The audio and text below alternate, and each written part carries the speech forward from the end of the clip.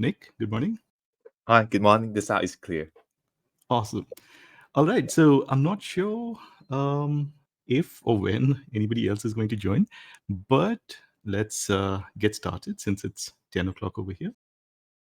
Right. So basically, we're going to divide this into two halves. I'm going to put the first practice question down here.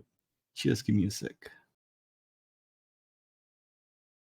So for all these practice questions, we're going to go on mute for like a couple of minutes so that you can see the question. And once those 2 minutes are over, I'll let you know, and then we can discuss the question. Okay. All right, please go ahead.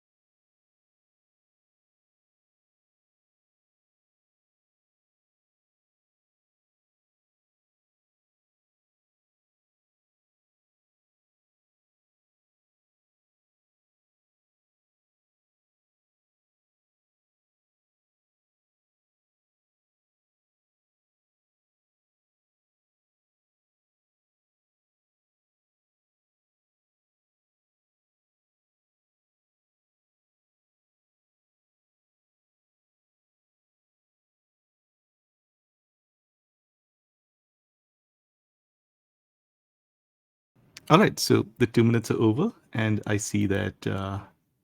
So I think we have a few other people also joining us. Welcome, everybody. Good morning. First of all, let's make sure that your microphones are working. Do you guys see a microphone icon on the top of your screen? If you click that, your microphone will be enabled. I think Shohini's enabled a microphone. Divya and Pratham, if you could just switch on your microphones. On the top of your screen, you should be able to see a microphone icon. If you click that, then your microphones will be enabled. And it has to be you who does it. I cannot enable your microphones from my side. Hi Arun, good morning. Good morning. I think that's Divya, right? Yes, that's the one. Perfect. Pratham, do you want to give it a shot? Pratham, if you can hear me, just type in a yes in the chat window, please. Okay, I think Pratham may be facing audio issues, may not be able to hear me right now.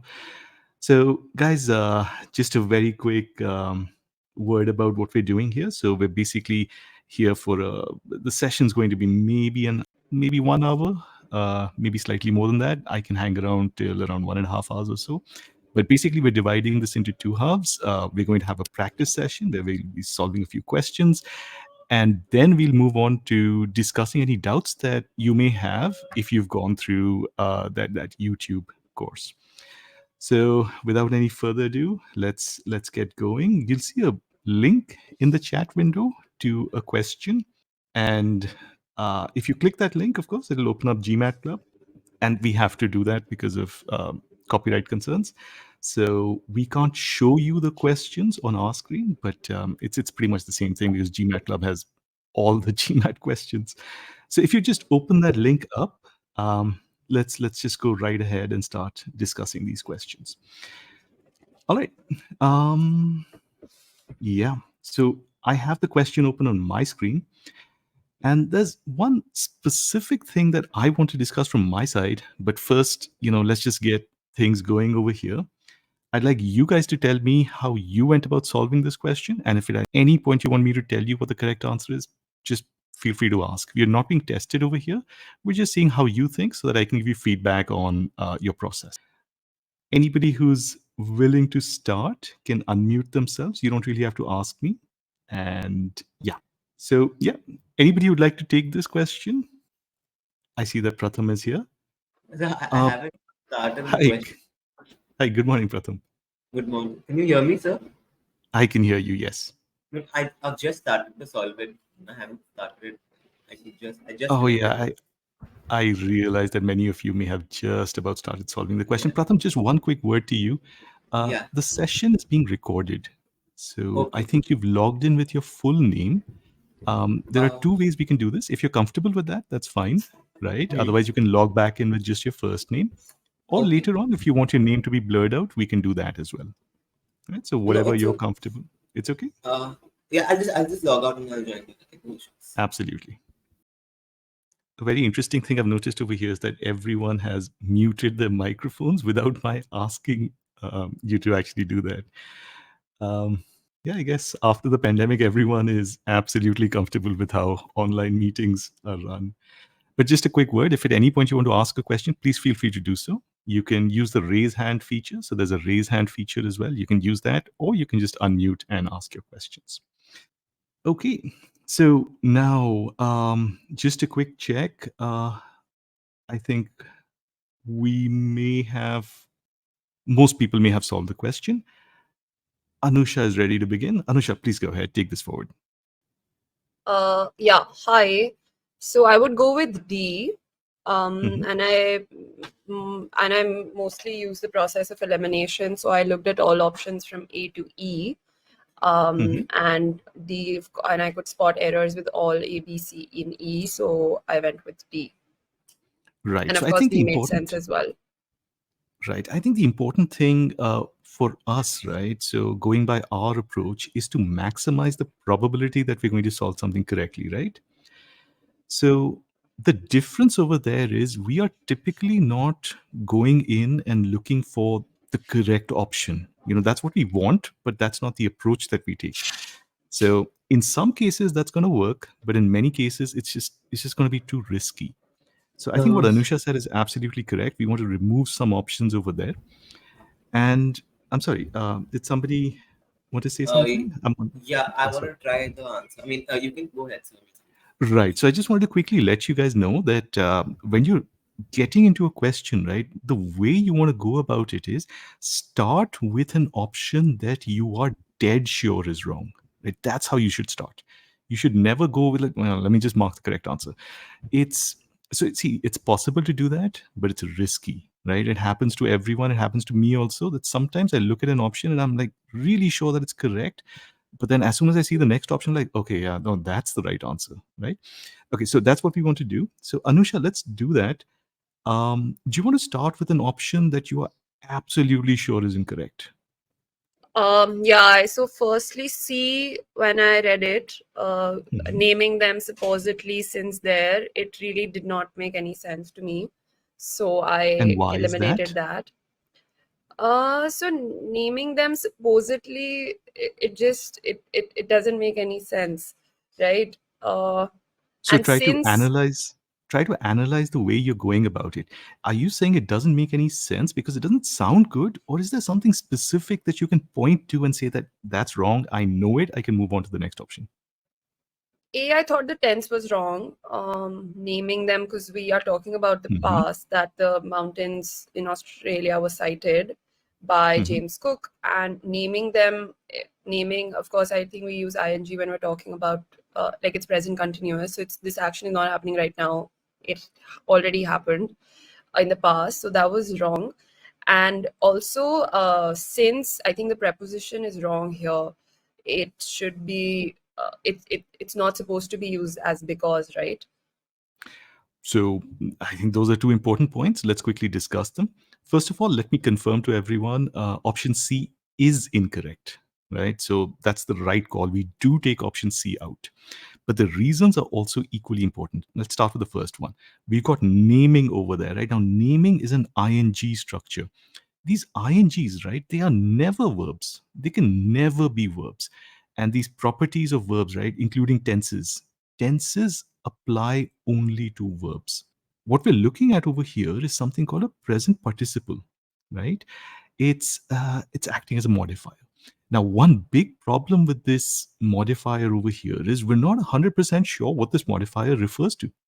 Is it referring to Captain James Cook? Did Captain James Cook name these things? Or is it referring to, let's say, the Glasshouse Mountains, right? Because that's the subject of the clause before this so-called comma ing structure, right? So that's a problem. Like, who are we trying to refer to? The second one is slightly different. It's the word since. Now, Anusha has brought up a very important point. Since is many people think that since cannot be used to mean because on the GMAT, right? But here is again where we want to be careful about the kind of approach that we follow. We don't want to say, oh, look, there's something that is absolutely allowed in English, but somehow on the GMAT it's not allowed unless we have strong evidence. Like the GMAT, the OG explanations, for example, should have said that this is wrong. Right. Now, the problem over here is many people say that since cannot be used to mean because, but the OG doesn't say that, right? So for us, our approach is since to mean because is ambiguous. It has the time meaning. Since can mean from the time that, or it can mean because. So we don't want to say that since cannot be used to mean because. In other words, we don't want to make this a level 1 error. At best, this is a level 3 error. Anusha, would you be happy with that? Comfortable with that? Yeah, of course. Perfect. So you're right to latch on to the word since, but my feedback to you is instead of considering this a level 1 issue, consider this a level 3 issue. Level 3 issue. And Would you say it's a preference? it's a To preference, use yes. because rather than since. So yeah, preferences come in the end. So okay. Correct. Awesome. All right. So we've got one option out. Good. That's a good start. Anybody wants to take any other option over here? I would like to. Go ahead. Okay. So I found option A and option E has a problem with it because the glass house mountains in Queensland, it is like quite evident they're being used as plural because it is used were cited in the non-underlined part of the sentence. So we don't know need a singular pronoun to refer to them in the underlined. Excellent. So this is absolutely correct. And this is, more importantly, it's a level 1 issue, right? This is something that absolutely knocks those options out of consideration. So any option that uses a singular verb or a singular pronoun can be taken out very reliably, very, with confidence. So you can take option A out and you can take option E out. I think this is a good, strong way to remove those options. Quick check, is anybody not sure about this? Or is everyone happy with removing A and E? So that leaves us with just 2 options. Quick check, you can type it in the chat window or you can let me know by unmuting. I see Ayush has also joined us. Ayush, if you click the microphone icon on the top of your screen, you'll be able to, we'll be able to hear you. And Ayush, just a quick word of advice. You may want to log back in with just your first name because these sessions are being recorded. If you're comfortable with your full name being displayed, that's fine. Otherwise, you may log in with just your first name. Okay. So I think Nick is confirmed. I guess, quick check. Is everyone comfortable with this? All right. Pratham's confirming. And Pratham, please just yes. No, no, sir. Sir just makes me sound a little old. Okay, Anusha's confirmed. Divya's, of course, confirmed. Pratham's confirmed. Shohini, is this okay? Awesome. All right, now that leaves us with, let's check. This leaves us with options B and wait, which options have we taken out? We've taken out C, A, and E, right? So yeah, we're left with B and D. Now, in this case, this is actually the point that I wanted to discuss, right? Now, let me give you the correct answer. The correct answer is D for Delta. But the point I wanted to discuss is why is D correct? So, would anyone want to take this? I can take this. Please go ahead. For B and D, I took the meaning call mainly because of the word "and" in choice B, and I Mhm. think the meaning is trying to say that the name the mountain were named supposedly because of the blah blah blah after that, but Mhm. the way that choice B used the word "and," it trying the how to say it separate the idea Mhm. that the author trying to say. So I crossed out B. So basically, it's the meaning call here. Very good. So now over here, there are different things we can discuss, but what Nick has used is absolutely, I think, a great way to take option B out. So what we're looking at is the word and, right? Now, the thing to know about the word and is not a particularly good way to show some sort of, logical, like a therefore kind of meaning, right? Or a because kind of meaning. It's it kind of joins things, and you know that, okay, look, we're joining one and two, but you don't have like a really good idea about the logical connection between those two things. That's why many times you will see people say x and therefore y, right?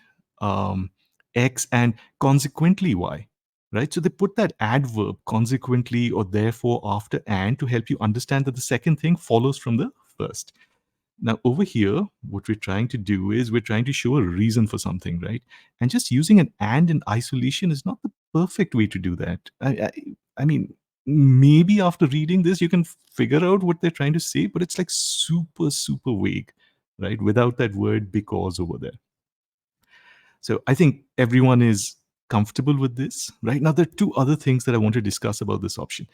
The first one is the placement of the modifier supposedly. How does that make a difference in option B? Take your time whenever you're ready. And Ayush, of course, just to point out, your microphone is currently disabled. So you can enable it and then mute it. Shoin is saying it's an adverb. That's absolutely correct.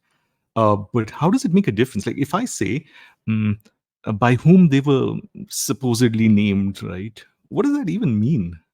And what's the difference between saying, so for example, if I say he named them supposedly because versus, by whom they were supposedly named?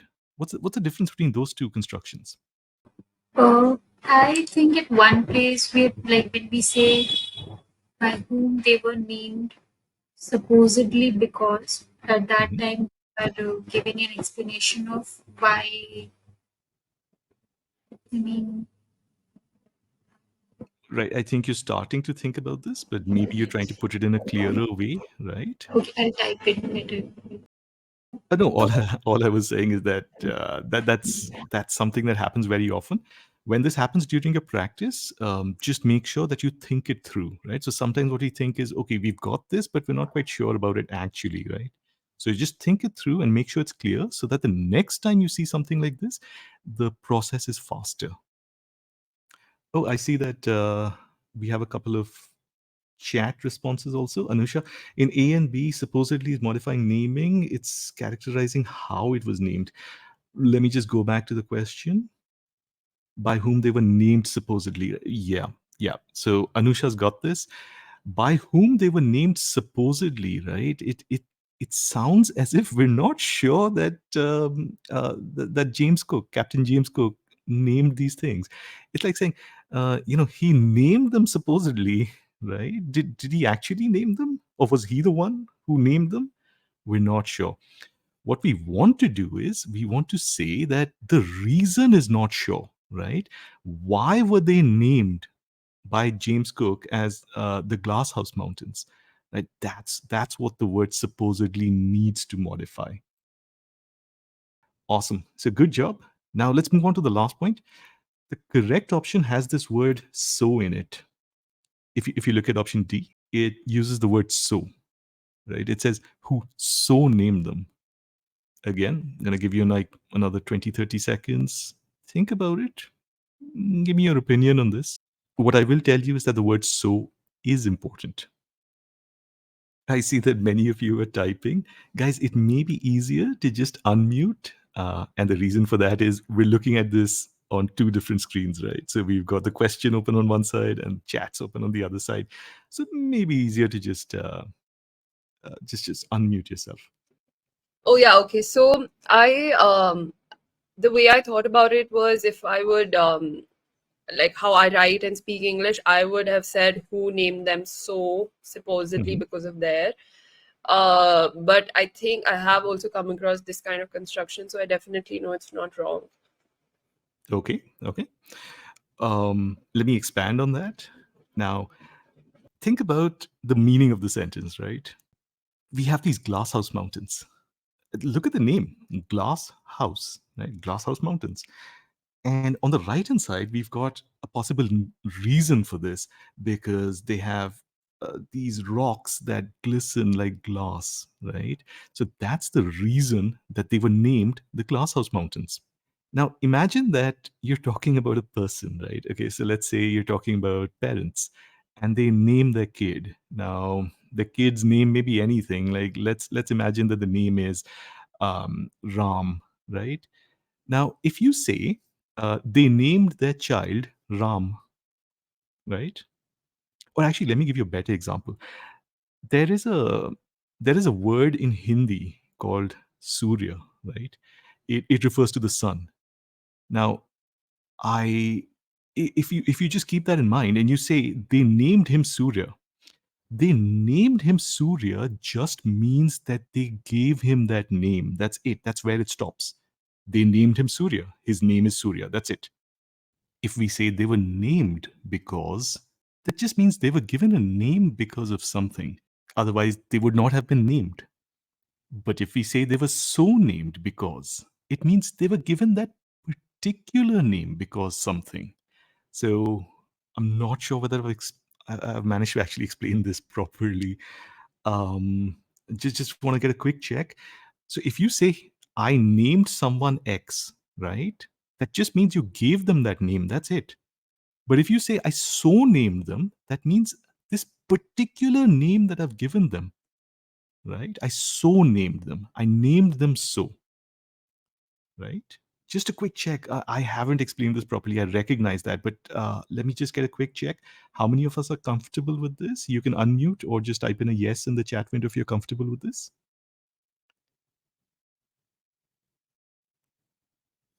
Okay, I see that most of us are comfortable.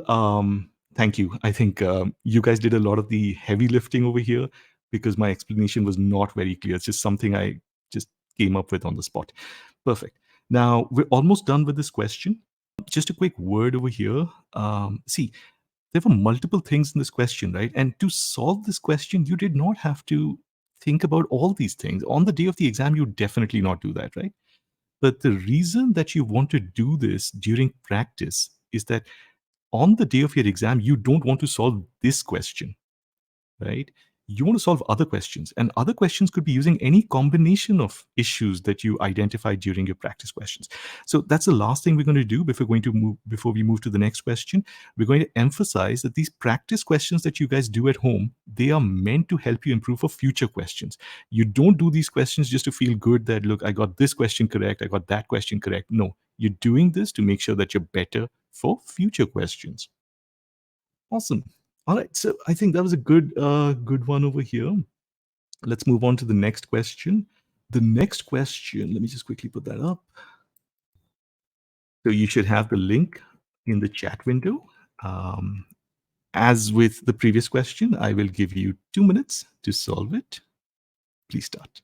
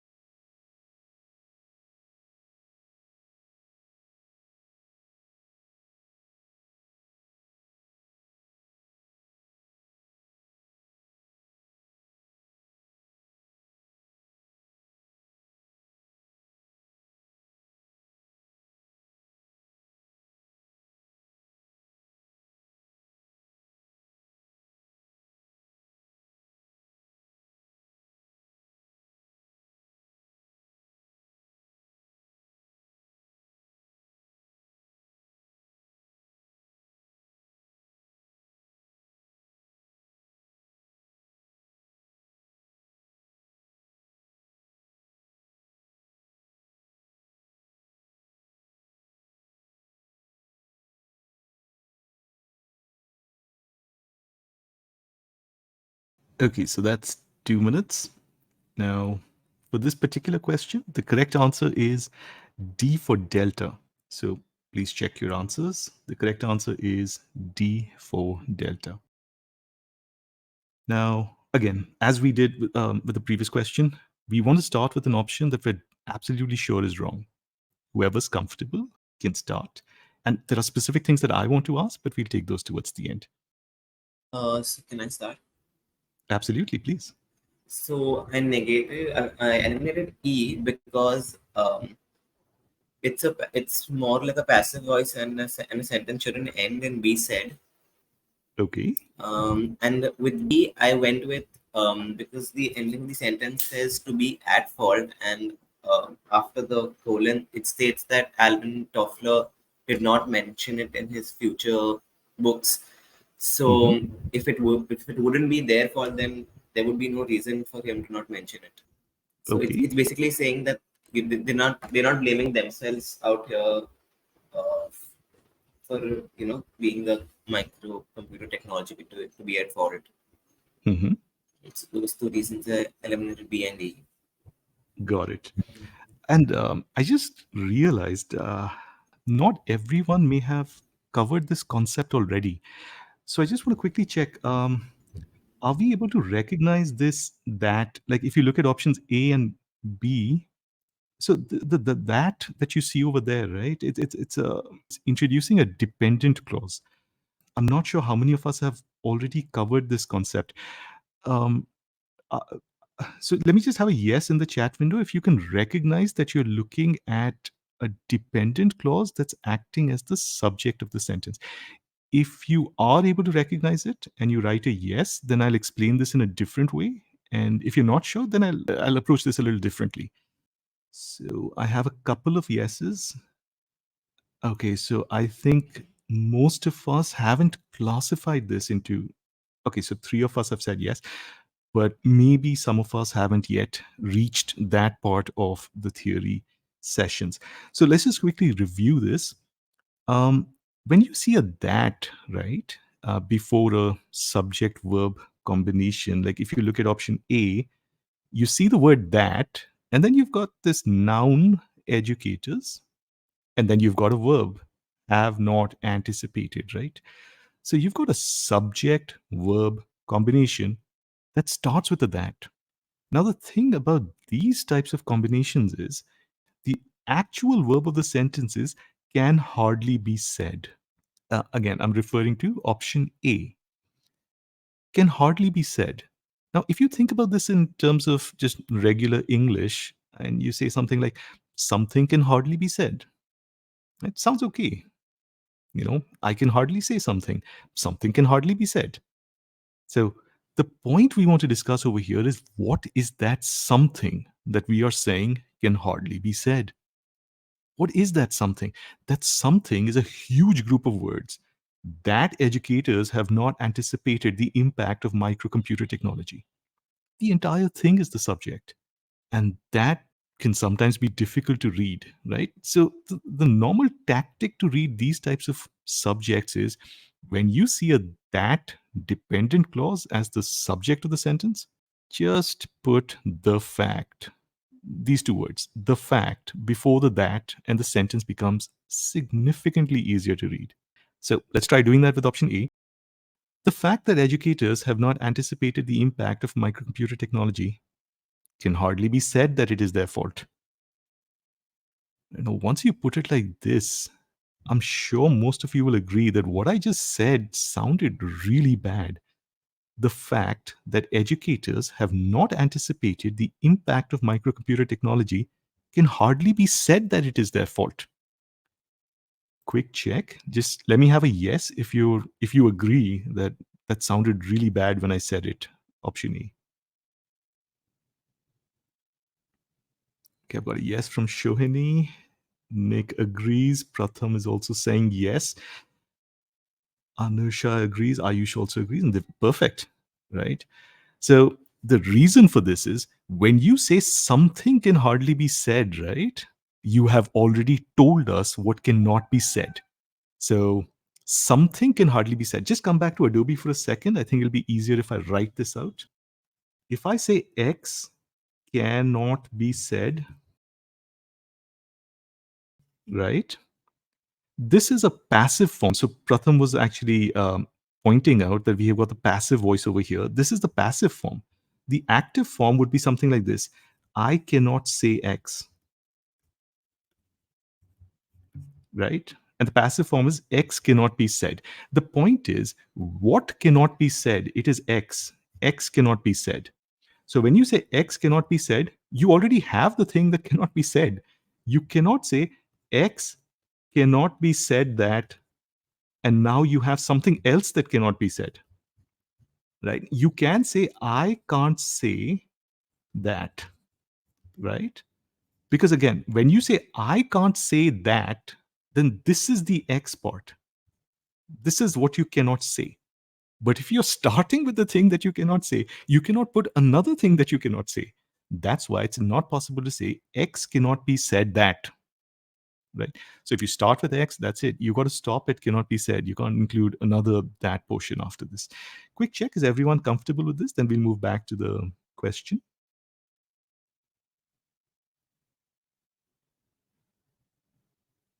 All right. I've got a couple of yeses, 3. I think 3 of us are comfortable with this. Just a quick check. I think Anusha wants to ask a question. Please go ahead, Anusha. No, Oh, sorry, it you're was okay. by mistake. I just Okay, said no problem. agreed. No problem. Perfect. All right. Now, if you, I think we've looked at option A, right? And if you look at option B, right? Now, let me give this to you guys. Given what we discussed about option A, right? Now, Pratham actually pointed something out about option B. But keeping in mind what we've discussed, I want you to read option B and tell me why it is wrong. Whenever you're comfortable, just unmute. Remember, typing takes you a lot of time, and I'm usually on the other screen. So just unmute whenever you're ready for option B. Okay. I think it is leading to a meaning error. I mean, read it the way you suggested. The fact that educators have not anticipated the impact of microcomputer technology can hardly be said. So basically, we were trying to say originally that not anticipating is the problem, but now it's like the fact that they've not anticipated is the problem. Oh, right. But let me just change the last part of what you said. You started by saying the fact, right? So let me just change the last part. The fact cannot be said. So if you look at option B and you ask yourself, what are we saying can hardly be said to be at fault, right? Who are we trying to protect over here, right? Who are we saying that, this is not their fault? It's the educators. What we're trying to say is educators can hardly be said to be at fault. But as we just discussed, educators is not the subject of option B. Educators is the subject inside a dependent clause, and that dependent clause is the subject of option B. So use that trick that we discussed, the one that makes it simpler. Just put the fact before the that and try to read it. The fact that educators have not anticipated the impact of blah, blah, blah can hardly be said to be at fault. The fact can hardly be said to be at fault. That's not the intended meaning, right? It's the educators, but the educators are stuck inside a dependent clause. And that's going to make it absolutely suggest something completely, ridiculous. So in terms of a meaning perspective, of course. So we take that option out. Quick check. Is everyone comfortable with this?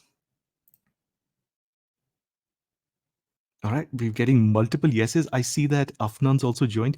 Afnan, just a quick reminder: these recordings, these sessions are being recorded, so you might want to log back in with just your first name, in case you just want to not have your full name displayed in the recordings. All right, now that brings us to the next question. The next option. The next option has an it at the beginning, and then it gives us another it in the middle. I want you to tell me why the second it is wrong. Again, take your time, read option C, see that it has two its, right? One it at the beginning, and then another it after the that, and just ask yourself, what is possibly the problem with the second it? Whenever you're ready, please unmute. So you're asking about option C, right? Option C, correct. C for Charlie. I think I have an answer for this. Go ahead. It can hardly be said that it is the fault. There is no preceding noun for it here. What is the fault of the educators? I tend to always ask myself, what is it referring to whenever I see that word? Very good. So let's put this together. So before we start, I just want to quickly point out, some people say that, if you have two its in a sentence, they need to point to the same thing. That's not correct. Okay, so there's no rule in English like that. This actually comes down to meaning clarity, but that's a separate issue. In option C, it's completely different because these two types of it are completely different. Now, I'm not sure whether you've heard of these things called dummy pronouns, but the first it is a dummy pronoun. There is absolutely no clash with the second it. So sometimes when people look at these types of options, they say, oh, I have two its, and they're not referring to the same thing. So that's wrong. But that's not how we want to take option C out. The fact that there are two its doesn't make a difference to us. We're absolutely fine with that. The problem is what Anusha pointed out. The second it is not a dummy pronoun, it's a regular pronoun. And we expect these types of pronouns to point to something, right? So we need something called an antecedent. We don't see anything that this it could possibly point to, right? It can hardly be said that it is the fault of educators. What is the fault of educators? If you look in the sentence, you're unlikely to find anything that this it can point to, right? Perfect. So that's a good way to remove option C. And let's quickly take out option E. E is not one of those things that I wanted to discuss, so we're just going to discuss it quickly.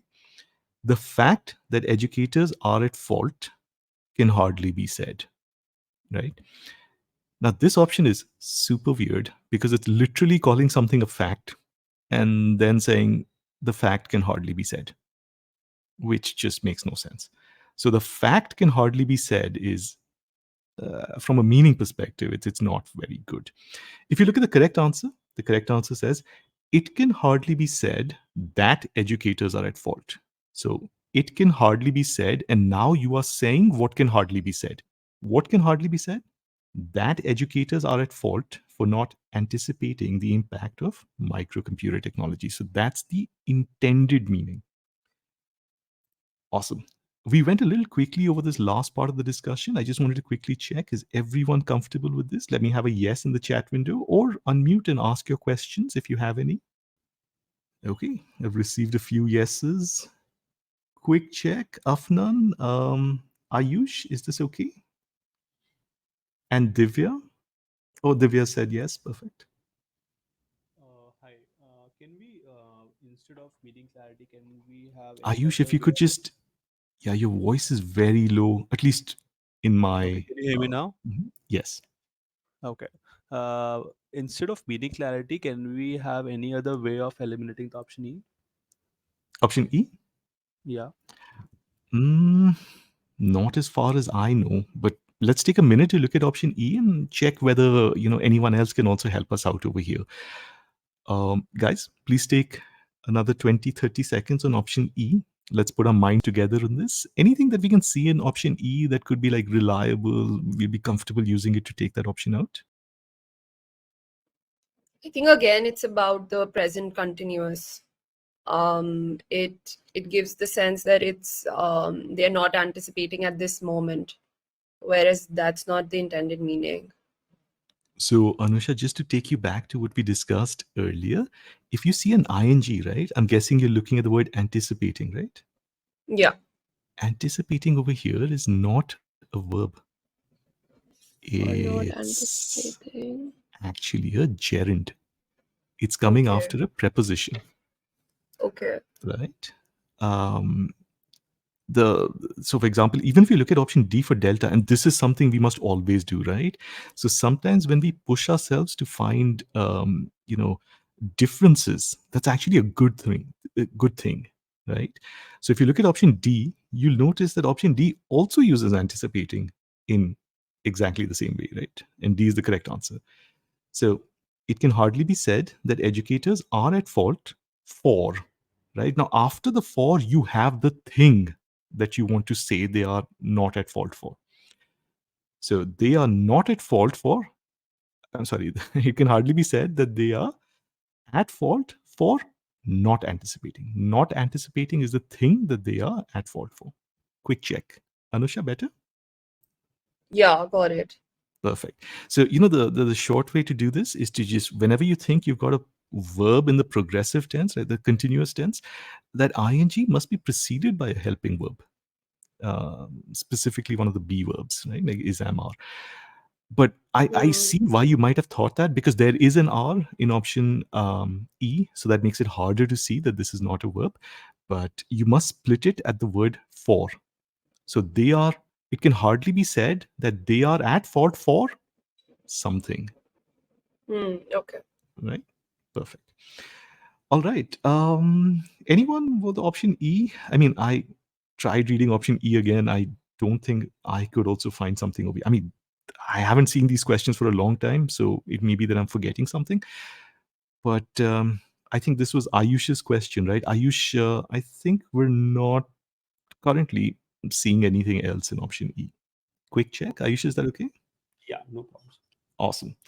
All right. Now, guys, let's take one last question. Let me just quickly put that up. There you go. Again, a couple of minutes, and then we'll start. Please start.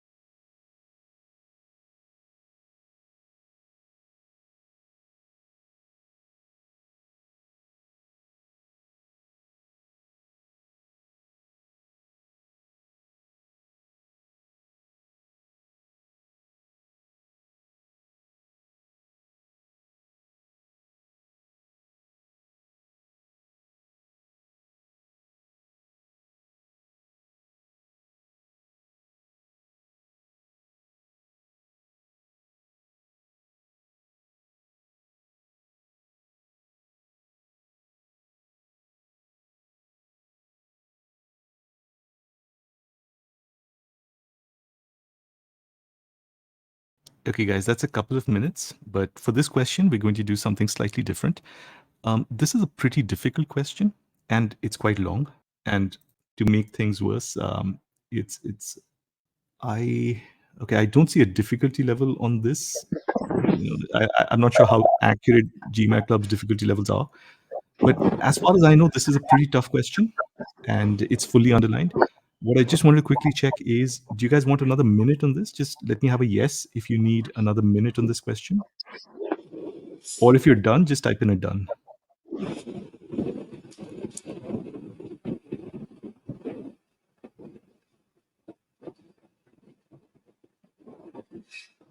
Okay, I see only two of us are done. Please take another minute in this.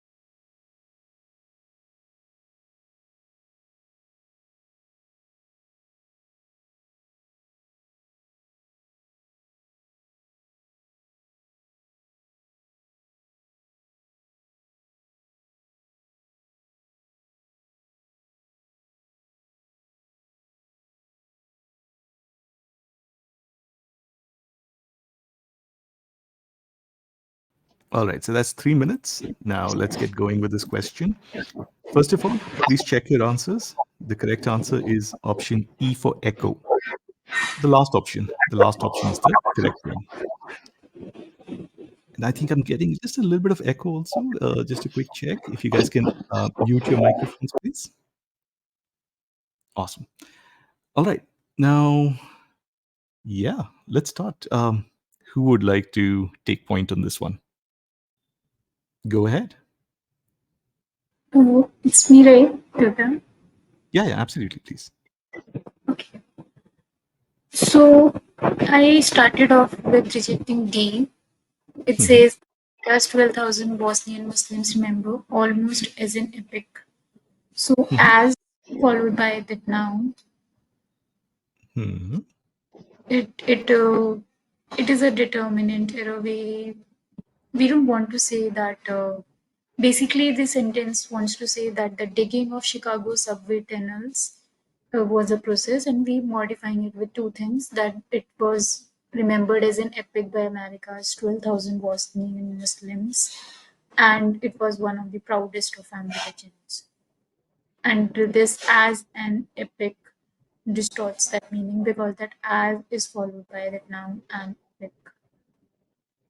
So, mm, even in option E, as is followed by a noun, remembered almost as an epic, right? Right. I It's okay. rejected. You don't have to. Yeah, you can take your time. Yeah, you can always get back to this. If you have some other option that you can remove because you're like very sure that it's incorrect, you can do that. Oh, C, because it Hmm. says in Chicago subway tunnels in the early 1900s, and Hmm.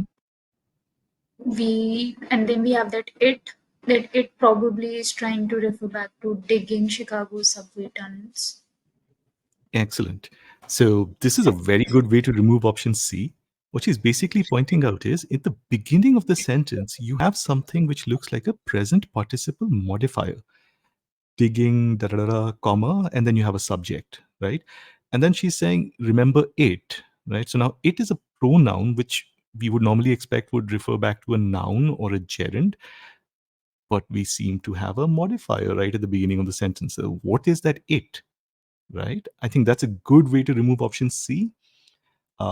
Another quick thing we can add to option C, digging Chicago's subway tunnels in the early 1900s, right? America's 12,000 Bosnian Muslims were not digging the subway tunnels. Think about it. This was done by maybe some Bosnian Muslims, but the Bosnian Muslims in 1900s, not the ones today. So America's 12,000 Bosnian Muslims today remember something that other Bosnian Muslims had done.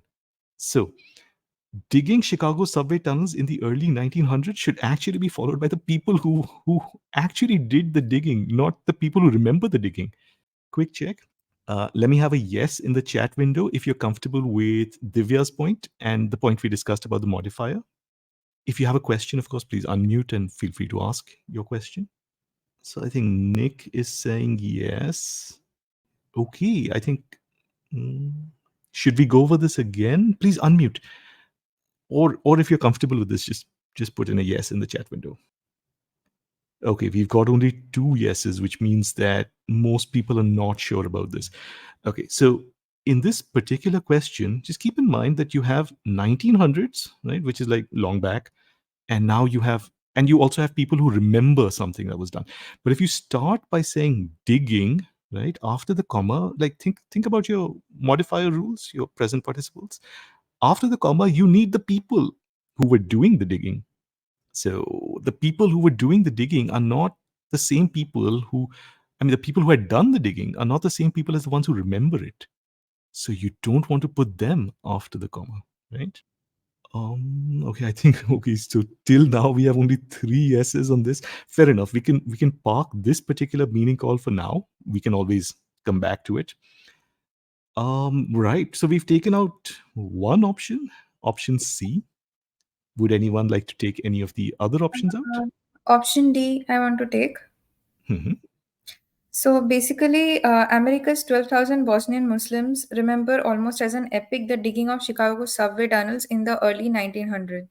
The Mhm. meaning of this seems like they used to remember it in early 1900s rather than the digging has happened in early 1900s.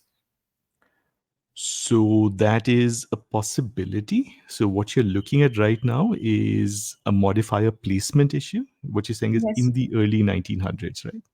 Yes. So that is, I'd probably recommend that you keep it as like a preference call. Um, if there's a level one or level two call that you can take before that one, then do that. Otherwise, of course, you can base your decision on this. Quick check. Sounds okay. Shohini, is that okay? Oh, okay. Yes, yes. Sorry. Perfect. Anusha, please go ahead. So there is another error that I looked at once I had narrowed down on E as my option. The Hmm. placement of one of the proudest of family legends was not okay with me when I was going through all of the options from A to D. Now I know Mhm. it's again not a level one error, because most of the times it's of course referring to just the word before the before the phrase. Um, but in sometimes they also tend to refer to it to a noun which has appeared in some point at some point in the sentence. But again, it makes it quite ambiguous again. So, for example, Mhm. if you look at B, it says in so and so the digging in the early 1900s of the Chicago subway tunnels, one of the proudest of family legends. So in this case, the tunnels are not the proudest of the family legends. The epic is, right. So Mhm. that again is quite ambiguous in almost all of the options from A to D. Very good. So This how is the would you main place that in the error, exactly. value chain? Exactly. Very good. So this is the point that I wanted to discuss in this particular question. Um, what we're going to do is, so what Anusha's pointed out can actually be applied to multiple options. So if you look at option D, if you look at option B, right, and maybe even option A, right.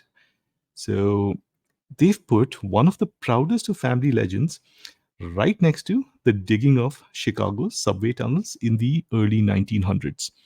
So, what that does is it sort of splits the sentence up um, in a way that reduces, yeah, how would I put this?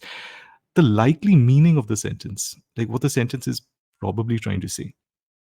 And to really understand this, what we'll do is we'll look at the correct option first, and then we'll see why the other options don't really make that much sense. So let me do one thing. Let me take this correct option and bring it over to Adobe. So please, um, yeah, just come over to Adobe. Right. So hopefully we are allowed to refer to small parts of a question. So I think this should be okay if we put it up. But this is option E.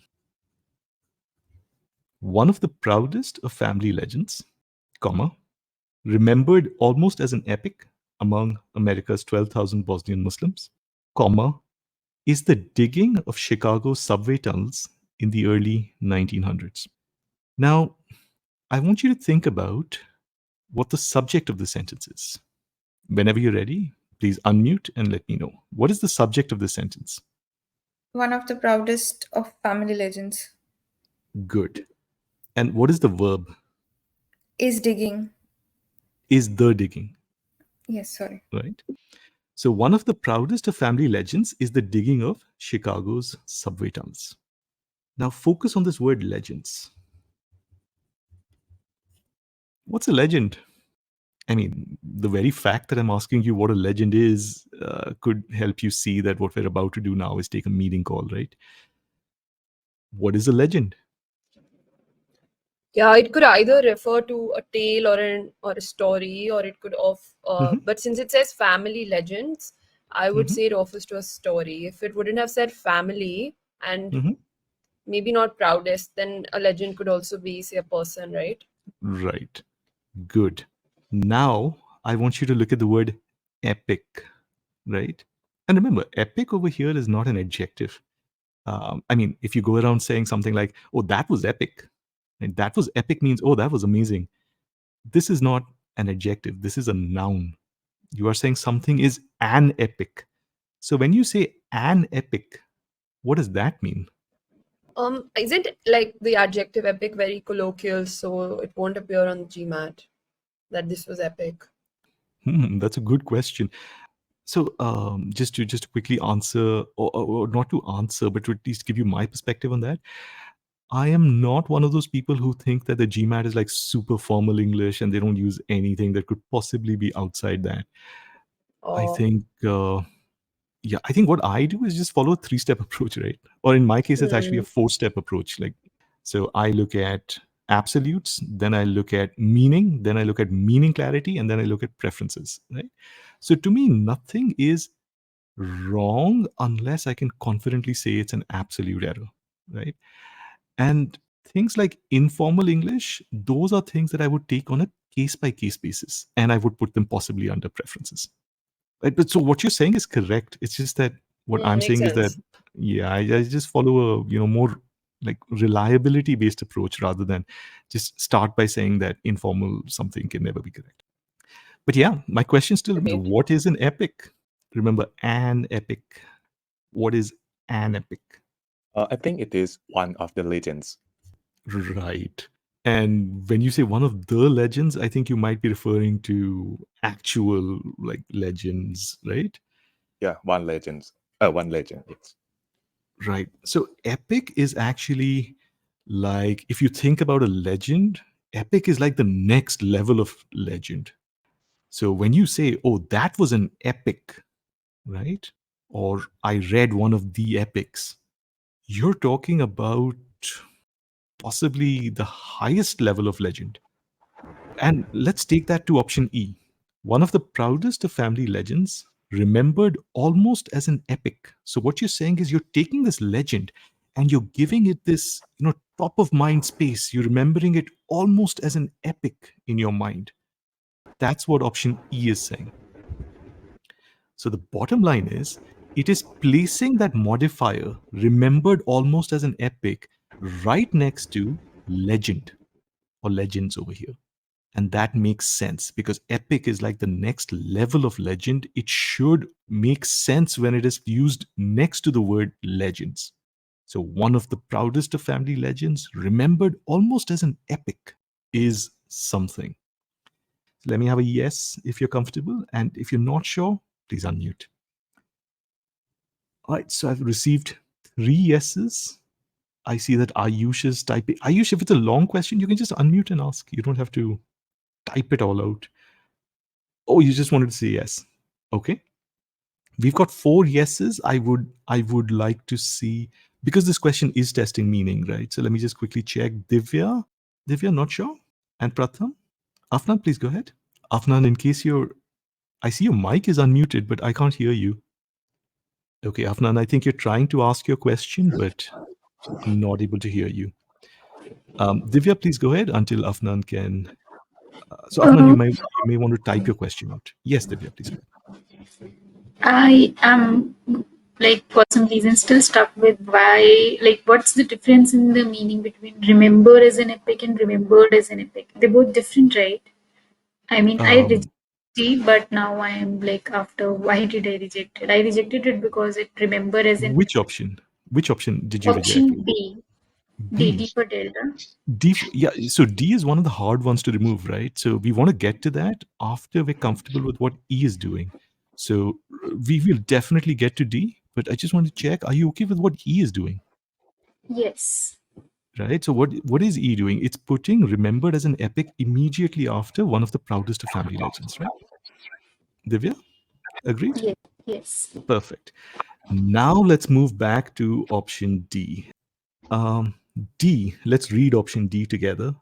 America's 12,000 Bosnian Muslims remember almost as an epic the digging of Chicago's subway tunnels in the early 1900s, comma, one of the proudest of family legends.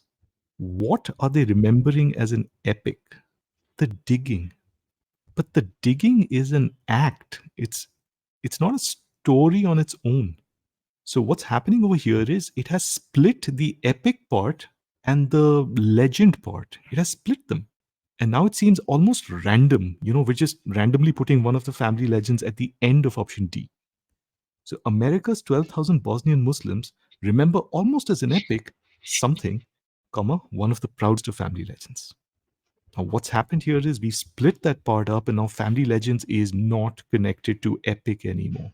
We're just saying the remember as an epic X, and X is one of the proudest of family legends. Look at option E again.